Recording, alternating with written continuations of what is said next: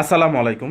আশা করি সবাই ভালো আছেন। সিরাতুল মুস্তাকিম বা সহজ সরল পথ, এই সহজ সরল পথে শুধুমাত্র 4 শ্রেণীর মানুষ যারা আছে তাদের পথ।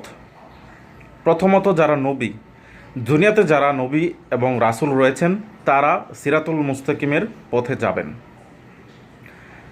দ্বিতীয় নাম্বার হচ্ছে সিদ্দিকিন, যারা সিদ্দিকিন আছে তারা এই পথ পাবেন। এই পথের নেতা হচ্ছেন হযরত আবু বকর রাদিয়াল্লাহু তাআলা আনহু। তারপর হচ্ছে শুহাদা। শুহাদা হলো যে ইসলামের পথে যারা শাহাদাত বরণ করে তাদেরকে বলা হয় শুহাদা। হামজা রাদিয়াল্লাহু তাআলা আনহু এর সর্দার। তার পরবর্তীতে যারা হলেন তারা হলেন যারা দুনিয়া থেকে বুজুর্গ ধরনের মানুষ, যারা আল্লাহওয়ালা, যারা দিনদার এবং পরহেজগার। শুধুমাত্র এই 4 শ্রেণীর মানুষজন সিরাতুল মুস্তাকিমের পথ